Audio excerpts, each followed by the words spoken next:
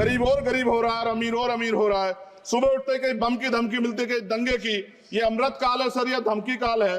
कितना बढ़ रहा है आर्टिकल 15 सर। भारत में आज भी घोड़ी चढ़ने बैठने होती है।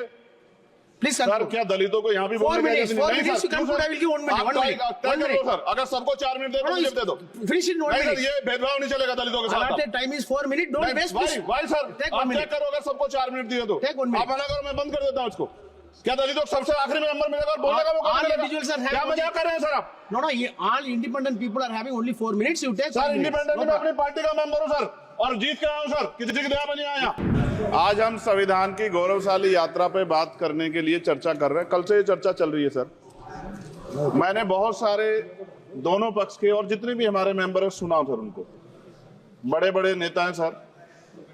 इसके भाग 1 में लिखा हुआ है India that is Bharat, Hindustan नहीं लिखा हुआ है सर।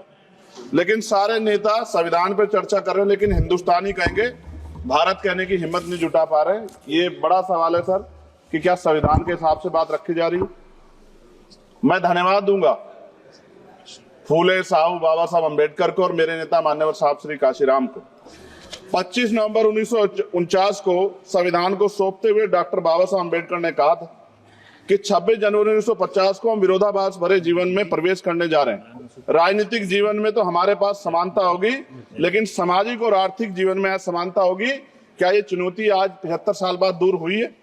भारत ने 26 जनवरी 1950 को संविधान लागू होने के साथ खुद को एक संप्रभु लोकतांत्रिक और गणतांत्रिक राज्य होने का ऐलान किया। लेकिन सर उस समय संविधान की स्थिति ये थी कि जैसे गांव का कोई आदमी, मैं 50 की बात कर रहा हूं, वो 50 साल पहले शहर में आ जाता और बड़े लोगों की महफिल में चला जाता, उस जहां वो खाना खा रहे हो, और वो टेबल पे नैपकिन को खा के जो है ये कहता कि ये तो फीका, क्योंकि वो जानता ही नहीं था, वो समझता नहीं था संविधान को, संविधान है क्या। संविधान उसके लिए महज दस्तावेज था। ये जिम्मेदारी थी राजनीतिक दलों पे कि वो संविधान को व्यवहार में लेके आते। और इसके इतने सारे आर्टिकल हैं, अगर इनको व्यवहार में लाया जाता तो मुझे लगता कि आज देश बहुत बदल गया होता। बाबा साहब ने कहा था कि लोकतंत्र भारतीय भूमि का केवल ऊपरी पोशाक है, उनके अनुसार यहाँ की संस्कृति अनिवार्य तौर पर लोकतांत्रिक है। भारत जैसे गरीब और गैर बराबरी वाले देश में संविधान के जरिए छुआछूत खत्म करना, वंचितों के लिए सकारात्मक उपाय करना, सभी वयस्कों के लिए मतदान का अधिकार देना और सबके लिए सम्मान अधिकार तय करना, ये बहुत बड़ी उपलब्धि थी सर। ये संविधान है कि आप वहां बैठे हैं और मैं यहाँ खड़ा होकर अपनी बात रख रहा हूं, और इस देश में आदिवासी महिला के तौर पे जो है राष्ट्रपति बनी है, और प्राइम मिनिस्टर तो नहीं बना, लेकिन शेड्यूल कास्ट के बड़े नेताओं को भी जो है राष्ट्रपति बनने का मौका मिला। ये संविधान की देन। अगर वोट हम पे नहीं होता तो शायद अमीर और जो राजा महाराजा खुद को मानते हैं हमारी गलियों तक नहीं आ पाते, हमारे हाल नहीं जान पाते। आजादी का मतलब सर सिर्फ अधिकार पाना भर नहीं है, इसके लिए हमारे संविधान में सरकार और नागरिकों के अधिकारों के शासन के कर्तव्यों का विस्तार से उल्लेख किया गया है। बाबा साहब ने संविधान सभा में दिए गए भाषण में कहा था कि स्वतंत्रता आनंद का विषय है, पर अब हमें अपनी जिम्मेदारियों पर भी ध्यान देना होगा। संविधान ने सुनिश्चित किया कि रानी के पेट से राजा जन्म नहीं लेगा, वोट से नेता तैयार होगा। आर्थिक बराबरी के लिए सरकार क्या कर रही है?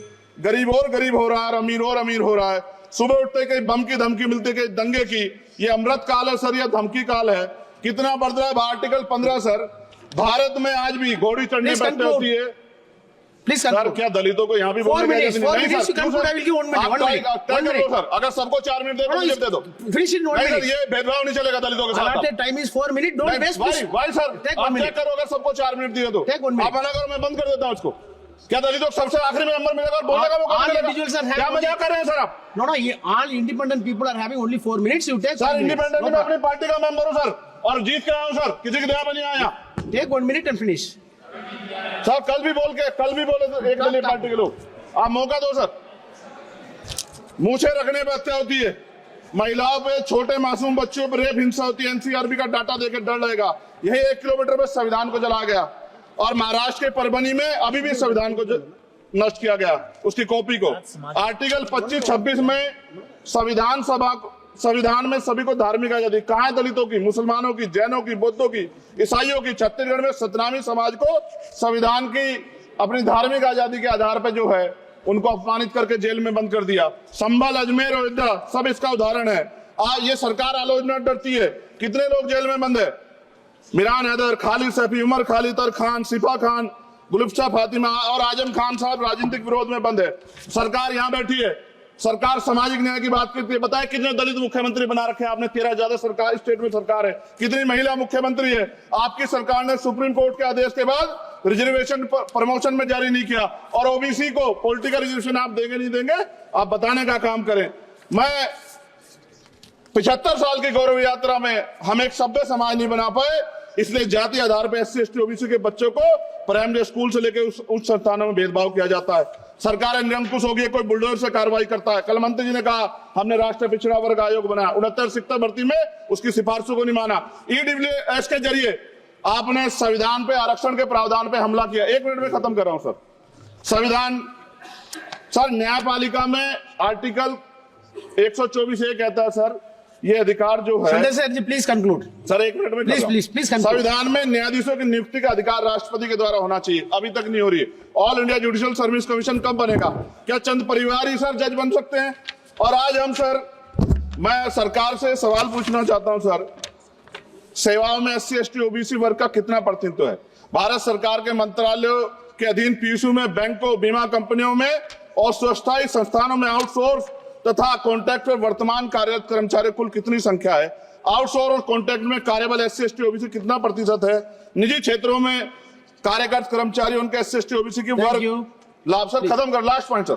सर मैं फिर स्पष्ट तौर पे कह रहा हूं सर, यहां बैठे SC और OBC के मेंबर से कह रहा हूं सर, उनको सामाजिक जिम्मेदारी का ध्यान भी रखना चाहिए। पार्टी के प्रति वफादारी के साथ साथ अपने वर्गों के प्रति ईमानदारी भी रखनी चाहिए। ईमानदारी नहीं होगी तो उन वर्गों का भला नहीं हो सकता, और हमें बहुत सरकारों से उम्मीद नहीं है। अगर आप ये वीडियो YouTube पर देख रहे हैं तो हमारे चैनल को सब्सक्राइब कर बेल आइकन दबाएं, और Facebook पर देख रहे हैं तो हमारे पेज को लाइक करें। 8 मिलियन प्लस सब्सक्राइबर, आपके इस भरोसे के लिए बहुत धन्यवाद।